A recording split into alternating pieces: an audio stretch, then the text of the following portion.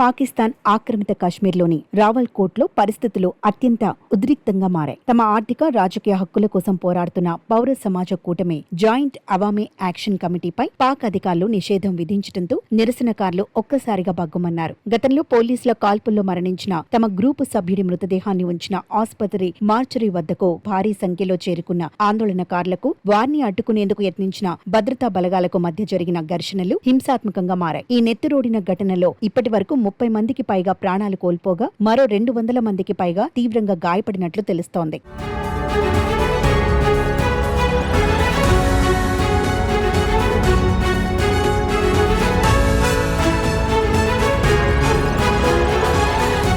ఆసుపత్రి వద్ద గుమికూడిన ఆందోళనకారులను చెదరగొట్టే క్రమంలోనే ఈ దారుణ పరిస్థితులు చోటు చేసుకున్నాయి. నిరసనకారులు ఆటోమేటిక్ రైఫిల్స్, పెట్రోల్ బాంబులు తదితర ఆయుధాలతో తమపై దాడులకు దిగారని పోలీసులు చెబుతున్నారు. లా అండ్ ఆర్డర్ ను అదుపు చేసే క్రమంలో భద్రతా బలగాలు ఇచ్చిన ప్రతిస్పందన వల్ల 6 మరణించారని, పలువురిని అరెస్ట్ చేశామని రావల్కోట్ కమిషనర్ సర్దార్ వహీద్ ఖాన్ అధికారికంగా ప్రకటించారు. అయితే అధికారుల వాదనలను స్థానికులు, జాక్ మద్దతుదారులు తీవ్రంగా ఖండిస్తున్నారు. తమపై భద్రతా బలగాలే ఉద్దేశపూర్వకంగా విచక్షణ రహితంగా కాల్పులకు తెగబడ్డాయని, మృతుల సంఖ్య ప్రభుత్వం చెబుతున్న దానికంటే చాలా రెట్లు ఎక్కువగా ఉందని వారు ఆరోపిస్తున్నారు.